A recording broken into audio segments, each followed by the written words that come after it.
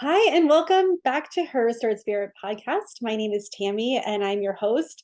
And today I am so blessed to have a friend of mine, a fellow coach, someone who I go to when I need a mindset shift or when I need that clarity, Mindi Huebner.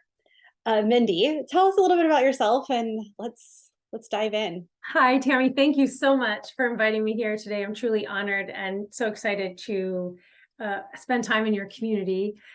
I'm Mindi Huebner. I'm an intuitive mindset mastery coach, obsessed with helping humans rewire their brains and thrive, just thrive in life. My mission is to help women reveal and release the limiting beliefs that keep them overwhelmed, overthinking, and in way too much self-doubt, so that they can not only embrace the confident, wildly successful humans that they already are on the inside, also so that they can create a soul-aligned business and an extraordinary life. And that drives me every day, all the time, in my own life, to have a soul-aligned business, an extraordinary life, and knowing that I have this gift, I have these tools that I get to impart to others as well.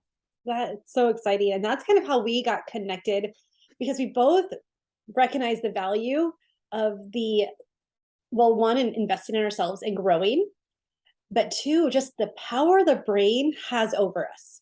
Yes. Like it is, all of the things you do, if you don't start looking at the source, at the brain blocks and things, like you cannot grow. You have the desire, and it's actually like adds more pain and adds more that overwhelm and anxiety, because you there's that internal struggle. And so when I started studying the brain years ago, and but it's crazy, like doing it in therapy and then doing it in coaching and realizing that our brains, it's great that we understand what happened, but let's go forward.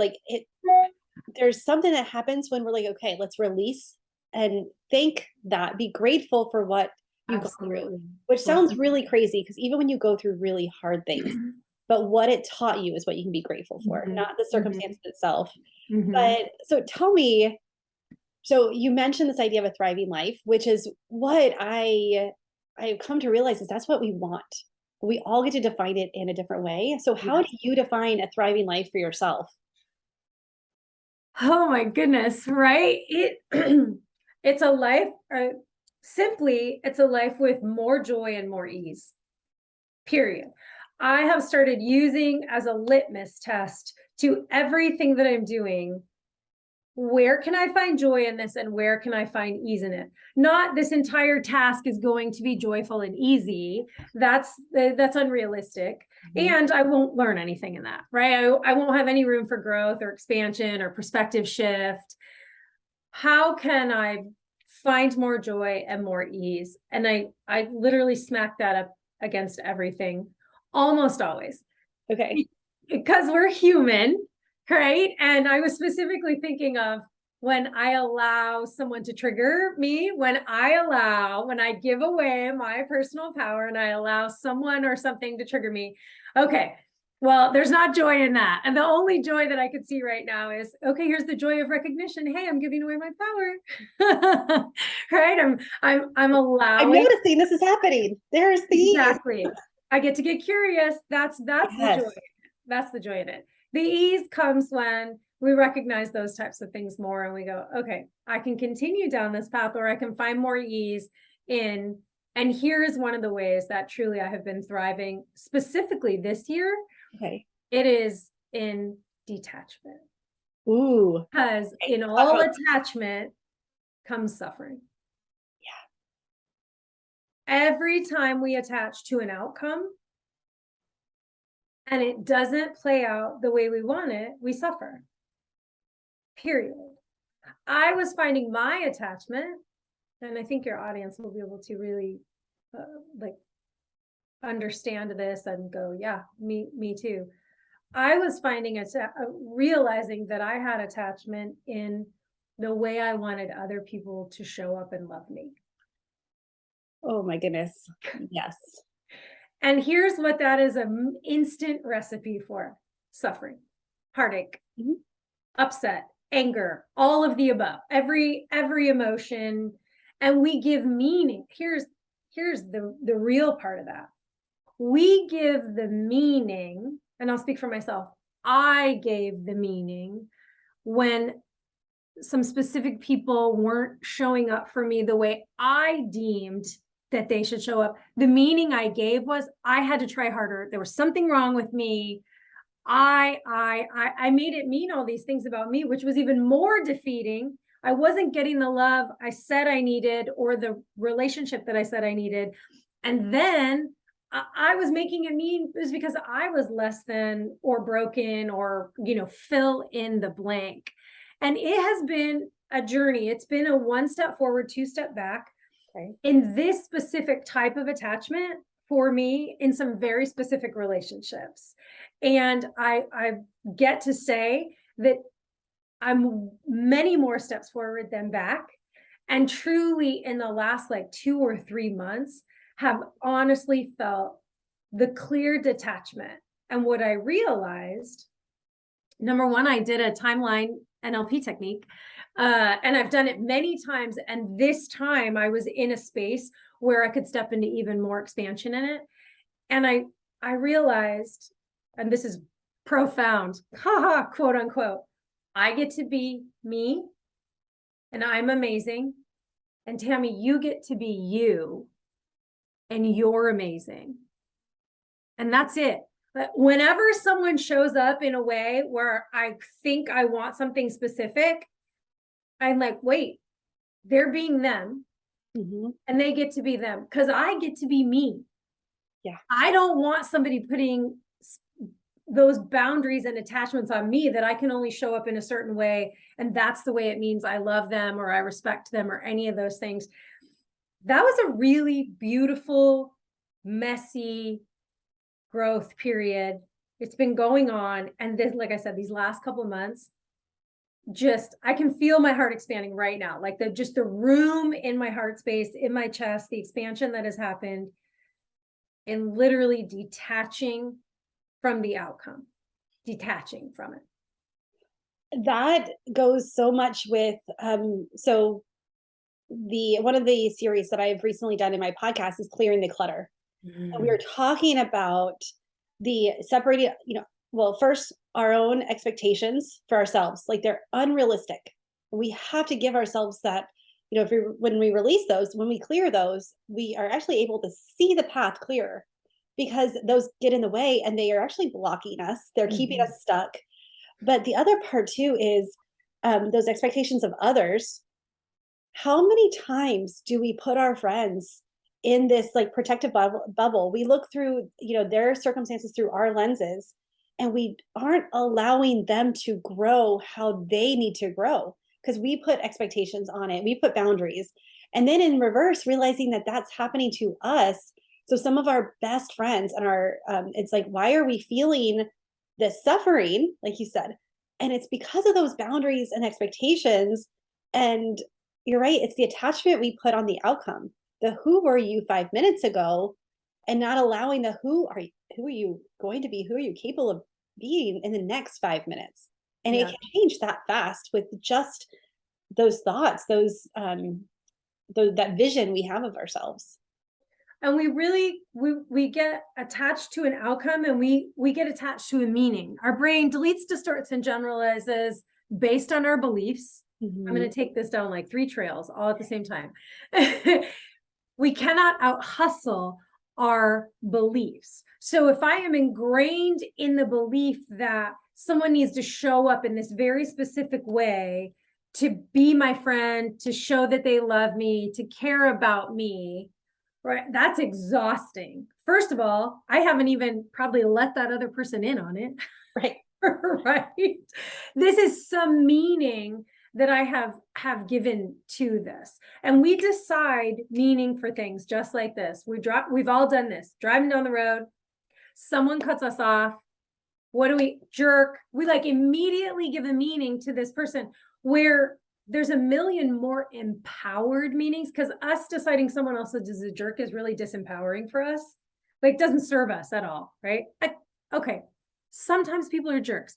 Get over it. Yeah. Then when I reverse that and I think, okay, I know there's been times I've cut someone off and I'm not a jerk, right? So the meaning that I get to give to this could be lots of other things. They had a bad day. They were distracted. There's a kid yelling in the back, right? I can be way more grace-filled and way more empowered in the meaning that I give. So I say that to remind us that we give meaning, we decide the meaning to something just like this, and we don't have to.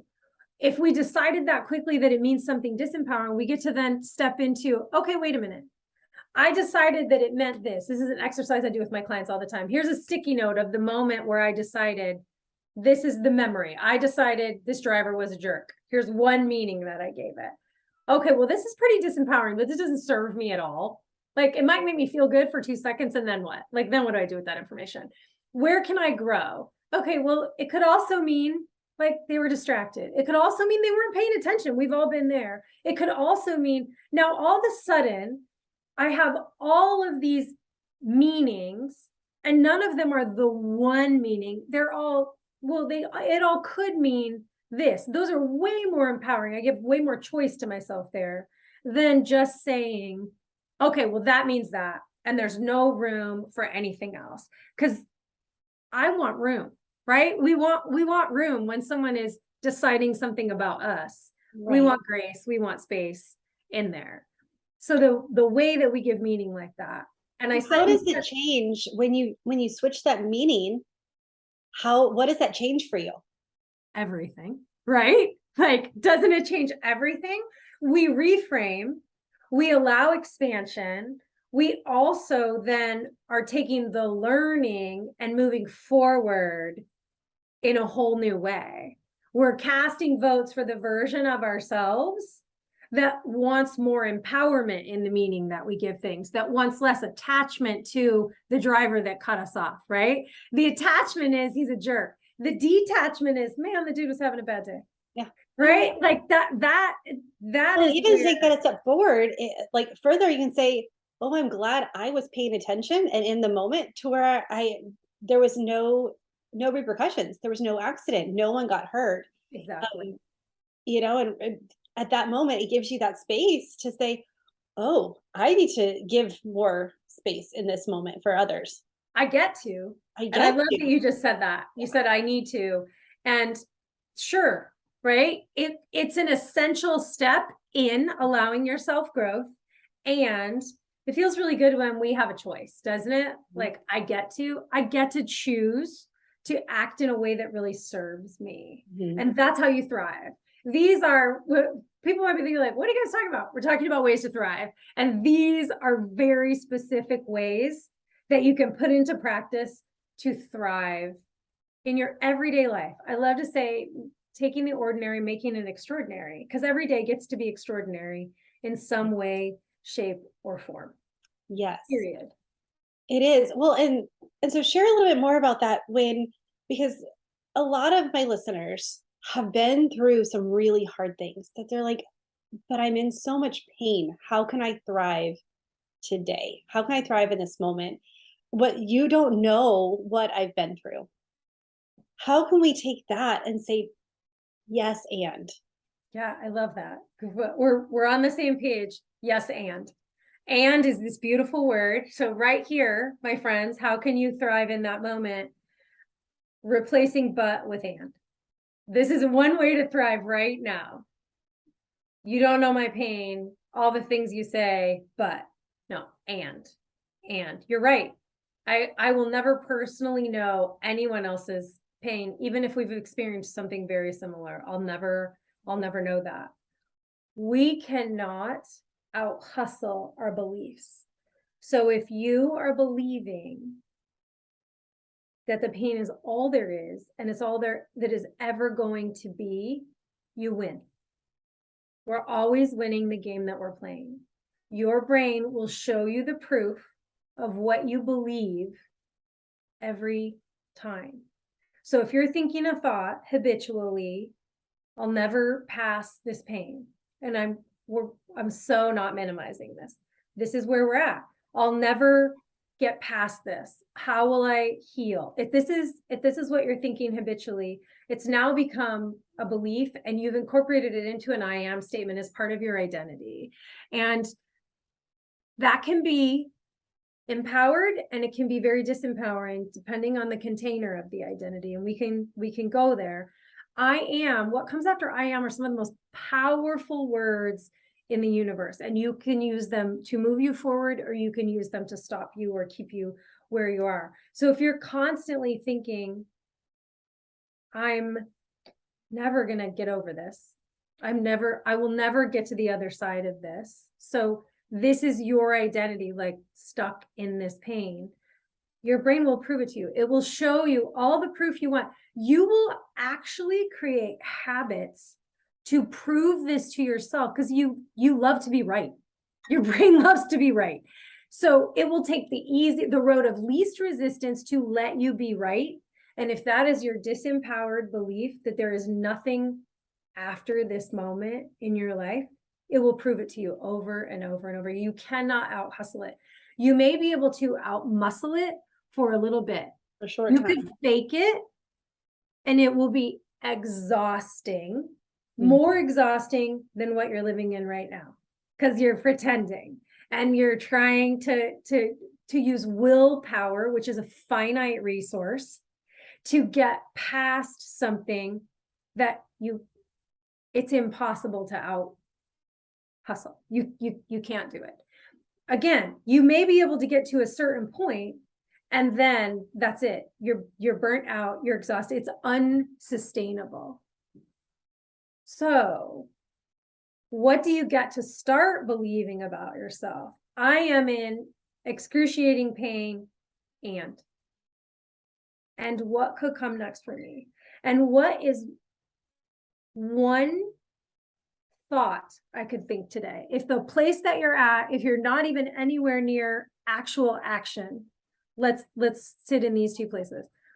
What is one thought I could think in the direction of the possibility of less pain? Or what is one thought I could stop thinking so that I can move in the direction of less pain? Because maybe you're thinking, I can't add one more. There's no room for more. Okay, you're right. And nature abhors a vacuum. So release one of the things so that what gets to come in is something that will move you forward instead of keep you where you are. So what you're saying is it's a choice Always to believe that, and the crazy part about that is, and knowing the brain, is you don't even have to believe it yet. Like, because it's the repetition. That's what put you there in the first place. It's that every time you think a negative thought, it replays 9 times in your brain for every negative thing. For a positive thing, 1 time. It goes 1 time. So when you choose, what happens when you make it a habit of saying, and I hurt, this sucks, I don't want to be here, I can't do this. And then you say, and what happens at that moment? And allows expansion for you, and allows the possibility to come in. What meaning would you like to give to and? Could and be just the word itself, just when you say it, could it mean there could be more? There could be something different. And you can put whatever you want after and, like fill in the blank. You get to decide right now that and means hope. That and means something that is going to move you forward, that it gets to be an anchor to the future for you, not an anchor to the past. So good. You said briefly about casting votes for yourself. Yeah. Talk about that, please. Well, and what I love is you said, well, how do you replay 9 negative, 1 positive? It's the repetition. Here's the thing. Your brain doesn't know the difference between real and imagined. It does not know the difference between real and imagined. It also doesn't think and don't.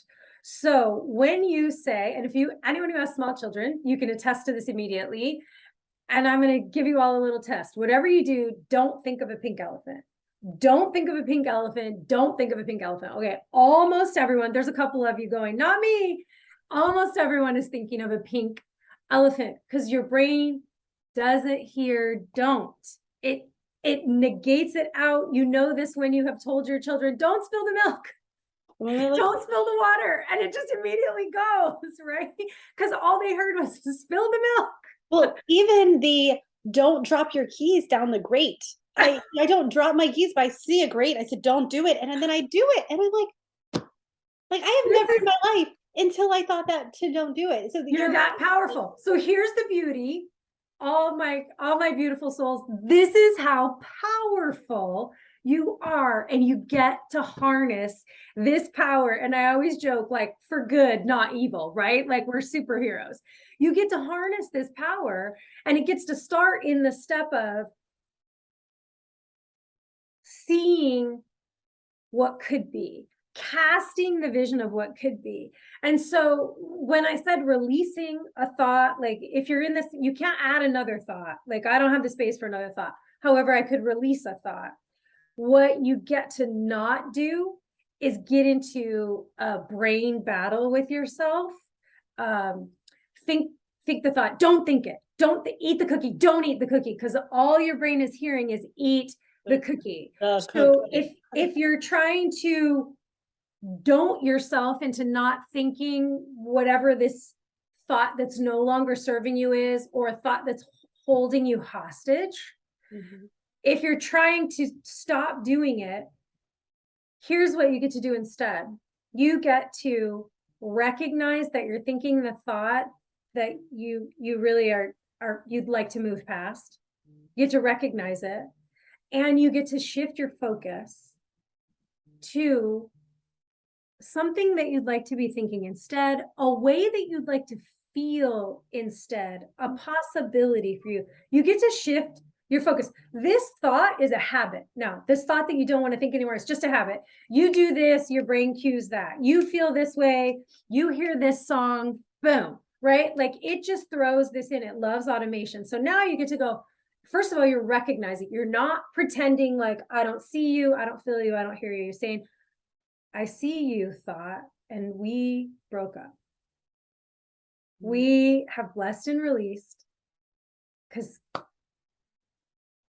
it's not me, it's you, and we're not hanging out together anymore, right? Like, we're blessing and releasing, and I am shifting my focus. I'm moving my focus too. And what's the new thought that you want to think? What's the new way that you want to feel? What possibility would you like to allow? So this is one way to start rewiring the brain, creating those new neural pathways to believe something better for yourself. And I'm going to let you chime in. I know I'm just like, okay. I'm here for this, because this is it. The more you realize, the more you accept that it really does start with one thought. You don't have to do anything.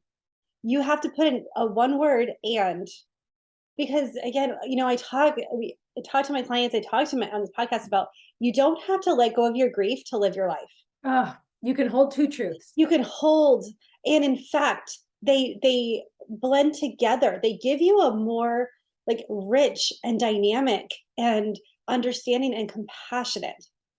And you get to do that to yourself too. Yes.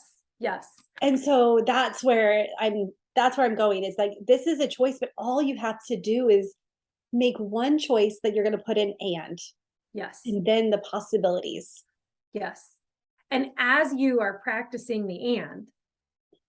the next level that gets to come in for you is mental rehearsal. Okay. And this is because your brain doesn't know the difference between real and imagined. You can even imagine yourself, cast the vision of yourself saying, and here's what you get to do. And here's the magic. So this is what Olympic gold medal Olympic athletes use, top musicians.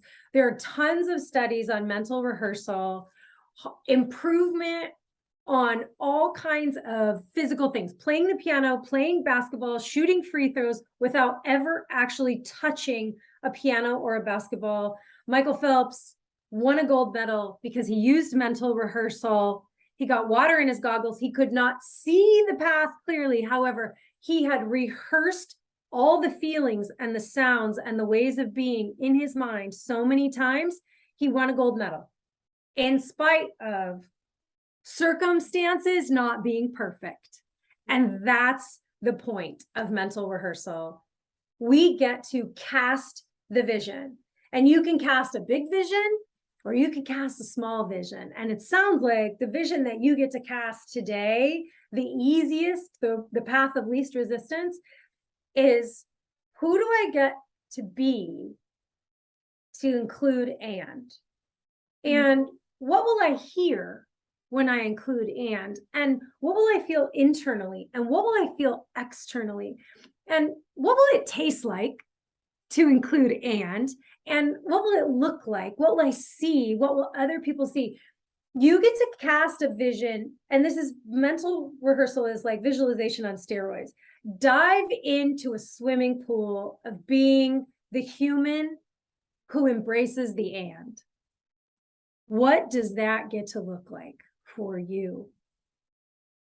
I love this so much simply because you don't even have to answer that. You don't even have to answer what it looks like for you. It is because so many times, like I know when I lost my husband, I am a goal oriented. I am a dreamer. We had plans on plans on plans. I'm a checklist, and immediately I lost the ability to plan ahead. Part of it was, what was the point? Part of it is I didn't have that mental capacity at the time, like the limited, I'm just trying to survive here. And part of it is just, I worked so hard on one vision, I could not see what this was not in what I had even fathomed for my life.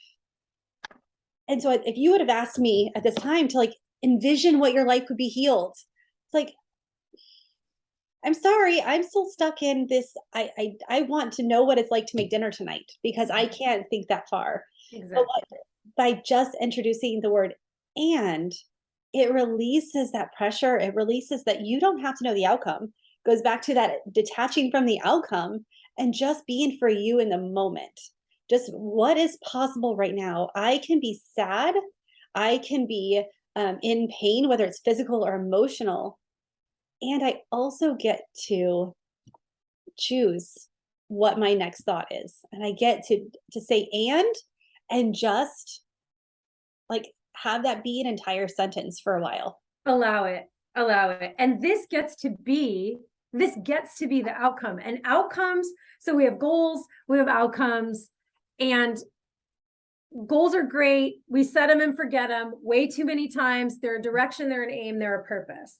Outcomes are what actually happens, right? This is where the rubber meets the road. An outcome is the result of the action or inaction that we have taken.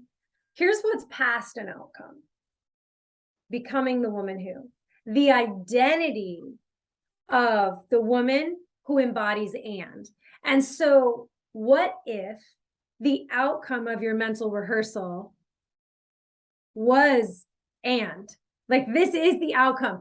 I use this is your outcome. You see yourself saying you hear yourself saying you feel what it would feel like to add onto all the thoughts that feel like they're coming at you a million miles an hour. This gets to be your outcome, because every time you do this, you're casting a vote for the identity of the woman who allows. This is what casting a vote is. So when you see your mental rehearsal, you see yourself being the woman who says and even I'm picturing like a t-shirt, and like you get to be silly with it, like exaggerate it, do whatever, turn it up brighter, hear it louder. The woman who says she might dance in the kitchen with her kids, right? Even when she doesn't feel like dancing in the kitchen.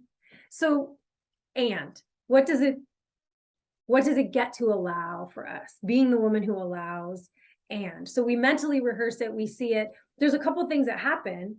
Number one, your brain doesn't know the difference between real and imagined. So when you use and, it's like, oh yeah, we did this already. We know how to do this. We know how to be the woman who embodies and that's why we get to start small, because then you're doing those micro shifts that little hinges swing big gates. The next thing you know, you're putting words on the end of and you're believing them, because now you've believed that and can be for you. And this is the magic in mental rehearsal, is that the outcome's great. The outcome of saying and is really great. The magic is past that. It's becoming the woman who, we don't want to read one book. We want to be a reader. We want to embody the identity. We don't want to run one race. We want to be a runner. There's a big difference, right? Anyone can say and one time and not mean it. Anyone can force themselves to say and for a whole day. Stop themselves from saying but, or snap a rubber band every time they say but and want to change it to and. Yes, you could do that. And you could also embody the identity of the woman who chooses and, because so much can open up. Because you do get to hold two truths, just like you said. You said you get to be in grief and, right? You get to move past that. You get to still have a thriving life after, and it doesn't discount the grief or change the life that was, all the beauty and everything that was. I tell my clients all the time, you get to hold two truths. You are enough and you get to evolve. One does not cancel out the other. It doesn't mean that you're less than. It means you get to choose to bring in new levels, shift perspectives so that you can see the possibility of thriving, so that you can see the possibility in and. So what I hear you say is really the idea of a thriving life is simply adding and to your vocabulary. Well, like, sure is a way to start, right? It sure is a way to start. It's just the way, because so many times, I mean, we have responsibilities put on us. We can manage our schedule to death, and people, there's always things that we are responsible to do. But we still get to have a thriving life in those, is one, because we get to say no, which is a whole nother conversation. Yes. But it's also, we get to embody both of those, like you said, the I'm enough, and I get to grow, expand, and I get to be who God's called me to be, who I believe inside that I am, and that, like, I get to share that experience with myself and not hide it and not fight it, because you're right, that internal battle of there's more, but I want to heal, but I don't want to let go of this. Well, the big thing is you don't have to. You get to hold on to this. And the great part is the more you expand, the less power that has on you. But you realize that it can become part of you. You get to define where it sits and how it affects you. And you get to continue on. So I love that. And is an opener, and it screams possibility, and is steeped in possibility and hope and expansion. And but is an ender. It closes it off. So let's just get really practical.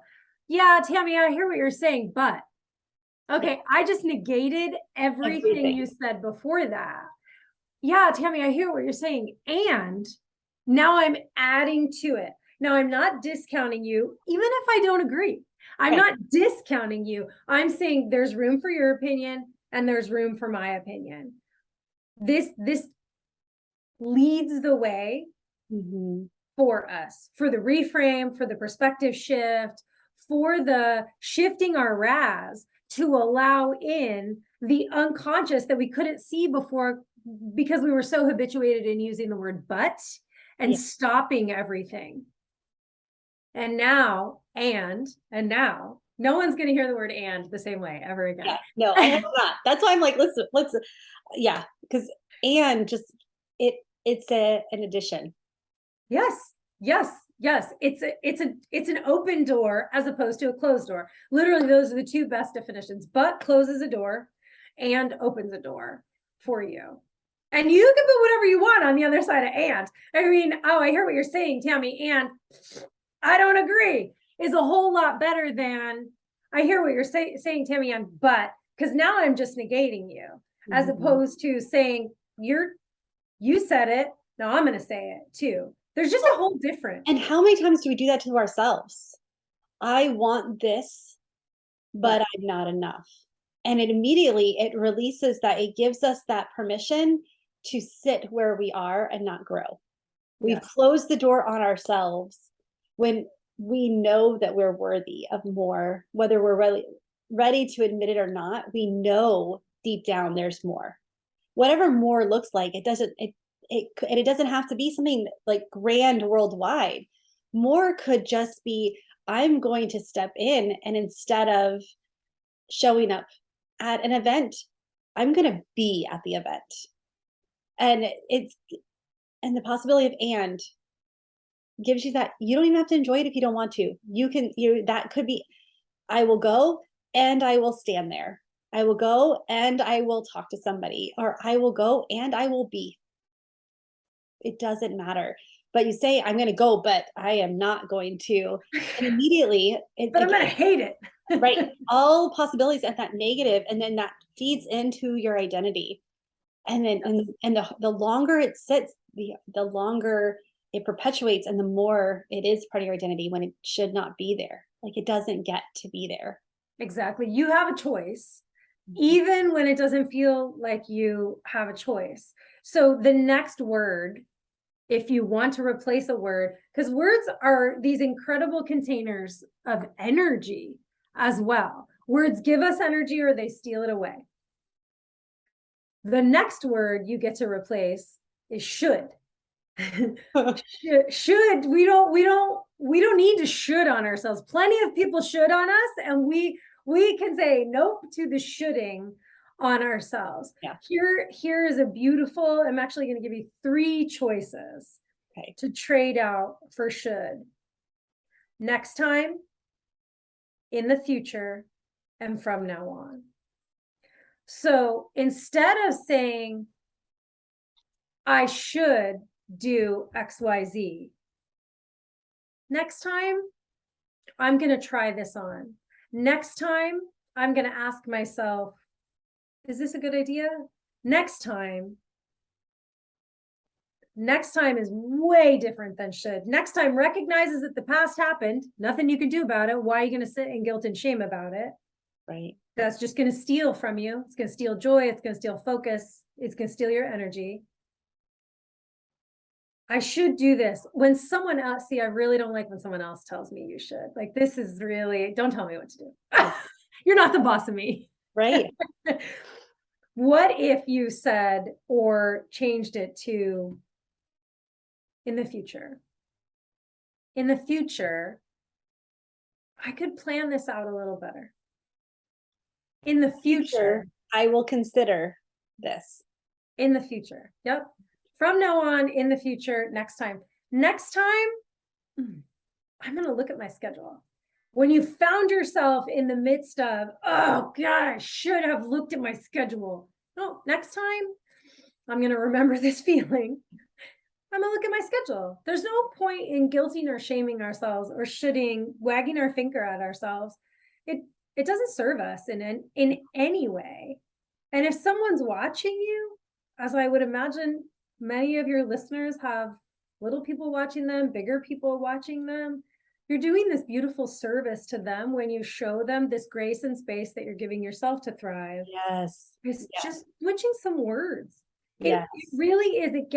It gets to be as simple as switching some words. And the more you practice, the more ease and joy you will find in laying down words like but and should. And you're going to catch yourself. You're going to hear yourself going, I just should it on me. I just should it on someone else. wow, there will be more joy and ease in even catching yourself. Yes. And And say, in the and future, I won't should on myself. And I will give myself more grace, because why should I? That's what I ask myself. I'm like, "Okay, I should do this." Well, why should I? Do I want it? Do I get to? Is it something really that that I need to change my perspective? But no, you don't have to should. yes, yes. So, And we've been using it without even saying get to in place of have to. yes. You say need, and here's how I need has like a two-pronged Mm. definition for me. Sometimes people use need like have to. You need to do this, Tam, again with the finger wagging. Like this is immediately what comes Always. out for me. Clearly, I have authority issues, right? We'll talk about that later. So this you should, you need to, right? Need.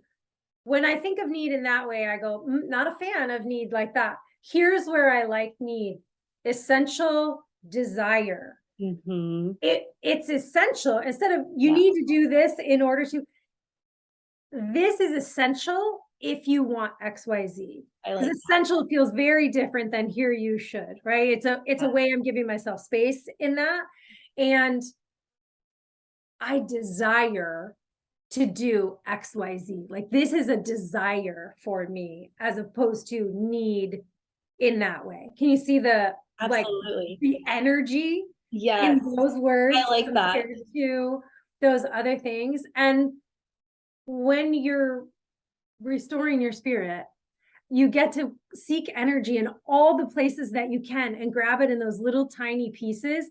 And here's how you micro shift your life into thriving, is finding those little teeny places where you can make the swaps, till the next thing you know, you're the woman who automatically says desire. She says get to. She says and she has so much more energy because of it. Whew, this is so good, Mindy. We could probably go on for hours more, because I'm like, oh, I can see where we're going next in this. I know. But I just, as we're listening, and as I'm just like hearing the words, because sometimes we have to hear it over and over to remind. We get to listen to it over and over. We get to say and if we say but, we get to say but and And but this exactly. and I won't say, and give yourself that grace, because really it is a journey, it's a process. Just as we have to detach from the outcome, we have to attach to the journey and the curiosity, instead of the finite things that are not, that the buts that are going to keep us where we are. So I What just would happen? What would happen if? What would happen if we detached? What would happen if we started using and more? What would have? Here's what I promise. It won't hurt. no, It won't hurt. no. And just the same as our brains don't know real and imagine, it can't tell the difference between a physical pain and an emotional pain. And so it reacts in the same way that the physical pain will. So this thing may hurt, emotionally a little bit, but it's going to act like the same thing, like a saber-toothed tiger is attacking us. That we are on the trail, like, of someone is physically hurting us, when really it's just that shift of, and the possibilities are opening up, but our brain doesn't know how to handle it. So it's going to revert back to, ooh, this is hard, this is painful. But again, that's where the mental rehearsal comes in. Yes. Yes. And so tell us a little bit, like, I appreciate you so much coming on here. Tell us a little bit how we can find out more about mental rehearsal, and how we can find you. Yes, absolutely. So you can find the mental rehearsal and me. You can go to rewireyourbrainclub.com, because remember, I'm obsessed with helping you rewire your brain. So rewireyourbrainclub.com, and you can download the free guided mental rehearsal meditation. The first thing that I'm going to say on that recording to you is have a well-formed outcome. Your outcome gets to be, you're the woman who says and. Like that gets to be the outcome. That's very well formed, because then you're going to dive into a swimming pool of who that is. Feel it, taste it, smell it, hear it. And it's okay if you don't know. You know what she doesn't feel like. She doesn't feel like the woman who uses but. She doesn't feel like the woman who has no possibility. She feels like the woman who's letting in that sliver. She's squinting and she's seeing the sliver of possibility come in. That's what she feels like. And you know her because you have been her. And you can call that remembrance of possibility back. Even if you have to go way back, you can call that in. So you can download that there. And I'm on all the socials, but if you download that, you'll be connected with me right away and you'll be in my community, and that would be amazing because there'll be lots of ways to rewire your brain when you hang out with me. Just the fact that we can change our lives by rewiring our brain is so fascinating to me. Just a thought, because just by even listening to this podcast and listening and embracing the word and, already those micro shifts are happening, those micro steps, those micro decisions, those you are not the same person you were before you heard the possibility of what and can do. So that is how micro, like you didn't have to do anything but listen and just get curious and things shift for you. Exactly. Yes. Well, Mindi, thank you Powerful. so much for your time. I Oh, appreciate you. And I will have all of the links and everything down in the show notes. And if there's anything that I can do for you, please let me know. And I Oh, look thank forward to you. talking to you again soon. It's been a pleasure. Thank you so much. Thank you. All right. Bye.